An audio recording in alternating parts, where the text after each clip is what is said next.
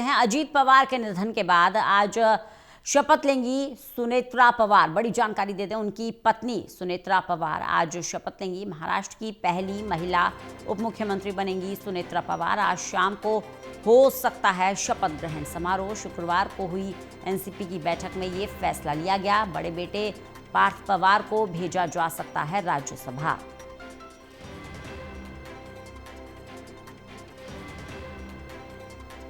सुनेत्रा पवार जो कि स्वर्गीय अजीत पवार की पत्नी, उप मुख्यमंत्री पद की शपथ ले सकती हैं। महाराष्ट्र की पहली महिला उप मुख्यमंत्री बनेंगी सुनेत्रा पवार। आपको बता दें कि महाराष्ट्र के उप मुख्यमंत्री अजीत पवार का प्लेन क्रैश में निधन हो गया था, जिसके बाद एनसीपी की बैठक हुई जिसमें ये फैसला लिया गया कि सुनेत्रा पवार अब महाराष्ट्र की उप मुख्यमंत्री बनेंगी।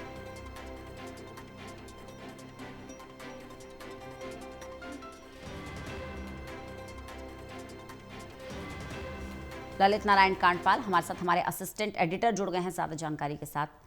ललित, सुनेत्रा पवार अब अजीत पवार की जगह लेंगी। महाराष्ट्र की पहली महिला उप मुख्यमंत्री बनने के लिए पूरी तरह तैयारी कर ली गई है, क्या ज्यादा जानकारी?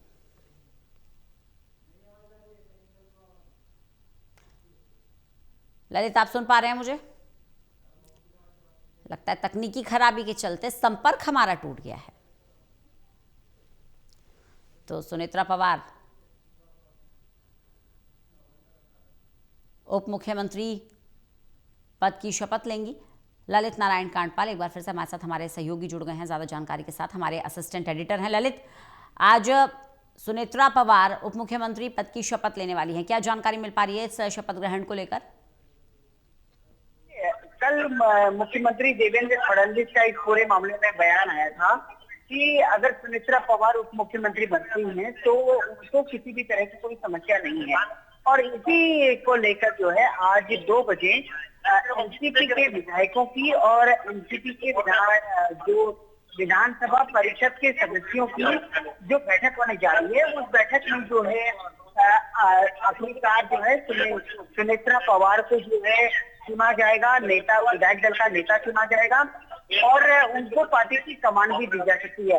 हालांकि पार्टी की कमान देने का कार्यक्रम जो है वो बाद में किया जाएगा, लेकिन आज जो है बैठक प्रमुख तौर पर विधायक दल की बैठक के लिए है। और ये विधायक दल की जो बैठक होनी है ये 2 बजे होगी महाराष्ट्र विधानसभा के परिसर में। अब वहां पर उसके बाद चुने जाने के बाद माना जा रहा है कि आज शाम को ही सुनेत्रा पवार जो है शपथ भी ले सकती है।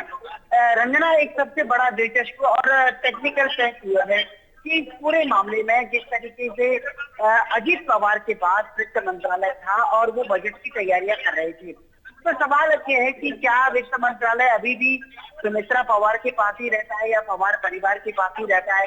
ये एक अपने आप में महत्वपूर्ण सवाल है। और इसी सवाल को लेकर जो है कई सारे ये जो सवाल है, इस सवाल को लेकर जब उनको पोर्टफोलियो अलॉट होगा तो उसके बाद ये पता चल पाएगा कि आखिरकार सरकार में किस तरीके से ये सहमति बनी है कि इनको वित्त मंत्रालय दिया जाए, क्या बजट जो है वो सुनेत्रा पवार के लिए। तो ये कुछ सवाल ऐसे हैं जो उनके शपथ लेने के बाद ही जो है पूरी तरह से क्लियर हो पाएंगे। ललित, देखिए, पोर्टफोलियो को लेकर तो अभी बहुत सारे सवाल खड़े हैं, लेकिन अजीत पवार का जो कद था, चाहे सरकार में हो चाहे पार्टी में हो, क्या पार्टी के तमाम कार्यकर्ता नेता सुनेत्रा पवार को उसी तरह स्वीकार कर पा रहे हैं जिस तरह से अजीत पवार को वे अपना सर्वे सर्वा मानते थे? बिल्कुल, देखिए कल जिस तरीके से बयान आया, कल पहले तो देवेंद्र फडणवीस का बयान आया और उसके बाद जो है छगन भुजबल का भी बयान आया। उन्होंने कहा कि देवेंद्र फडणवीस ने कहा है कि उनको उप मुख्यमंत्री बनाने में कोई प्रॉब्लम नहीं है। अब सवाल आपका वाला है कि आखिरकार क्या पार्टी के नेता उनको तैयार है? तो खबर ये है, सूत्र ये बता रहे हैं कि पार्टी के बड़े नेता, यानी कि सारे नेता तो एक जैसी राय नहीं हो सकती, लेकिन ज्यादातर नेताओं की राय है कि अजीत पवार के बाद अब पार्टी की कमान जो है सुनेत्रा पवार को दी जानी चाहिए। और अगर सुनेत्रा पवार जो है आज नेता चुने विधायक दल का नेता चुने जाने के बाद उप मुख्यमंत्री पद की शपथ लेती है तो उसके बाद जो विलय की खबरें चल रही थी कि एनसीपी ने जो है अजीत पवार की पार्टी का विलय हो जाएगा, तो वो खबर भी जो है एक तरीके से वो या कयास जो है वो पूरी तरह से धराशायी हो जाएंगे। और ऐसा कुछ नहीं हुआ, यानी कि सरकार पहले की तरह लगातार चलती रहेगी। और जिस तरीके से अजीत पवार का निधन हुआ, उसके बाद अब उनकी कमान जो है सुनेत्रा पवार संभाल लेंगे। जी बिल्कुल। ललित, एक सवाल और है। लगातार परिवारवाद को लेकर तमाम राजनीतिक दल घिरते रहे हैं। अगर हम एनसीपी की स्थिति देखें तो यहाँ भी वही हो रहा है। अजीत पवार के बाद अब सुनेत्रा पवार उप मुख्यमंत्री पद पर आ रही हैं और जैसा कि जानकारी मिल रही है कि बड़े बेटे पार्थ को राज्यसभा भेजा जा सकता है। तो कुल मिलाकर जो सत्ता की कमान है घूम फिर कर एक ही परिवार के पास है, जबकि पार्टी में और भी बड़े चेहरे हैं। देखिए, पवार परिवार की बात करें, अगर आज तक अगर अजीत पवार को थोड़ी देर के लिए अलग ना भी माने, तो आप ये मान सकती हैं कि अजीत पवार जो है वो शरद पवार के नेतृत्व में ही काम करते रहे हैं। और शरद पवार के नेतृत्व में काम करने के साथ ही जो है वो हमेशा से ही एक परिवार के अधीन ये पार्टी रही है। और हमारे देश का पॉलिटिकल सिस्टम जो है उसमें ज्यादातर पार्टियों में यही स्थिति है।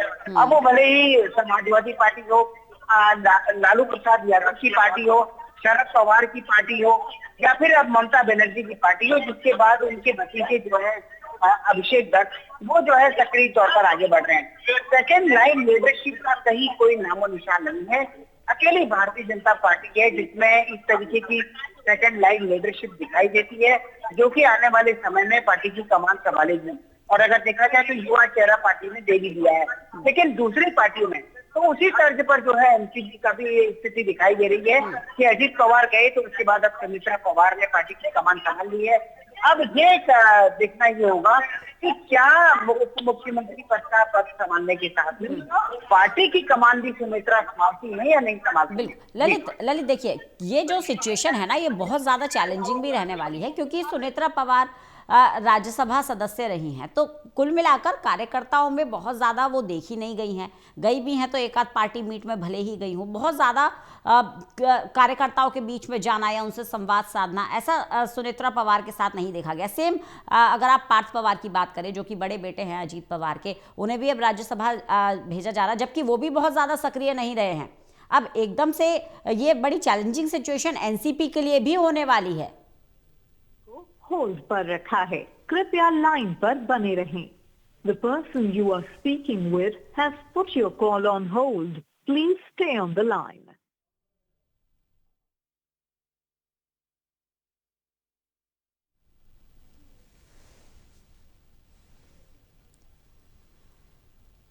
तो जो सिचुएशन इस वक्त एनसीपी में बनी हुई है, चुनौतीपूर्ण तो है ही, साथ ही साथ देखना यह भी होगा कि किस तरह से सुनेत्रा पवार पार्टी को एकजुट रखती हैं। क्योंकि देखिए, बार बार पार्टी में दो फाड़ होता रहा है।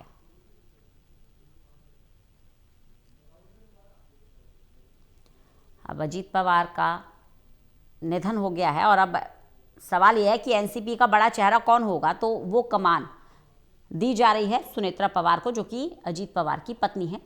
महाराष्ट्र की उप मुख्यमंत्री पद के लिए वो मजबूत दावेदार भी रही हैं और आज वो शपथ लेने जा रही हैं। आज शाम ये शपथ ग्रहण होगा और पार्टी में इसको लेकर एक राय भी बन चुकी है, जबकि अजीत पवार के बड़े बेटे पार्थ पवार को राज्यसभा भेजा जा सकता है, ये जानकारी मिल रही है।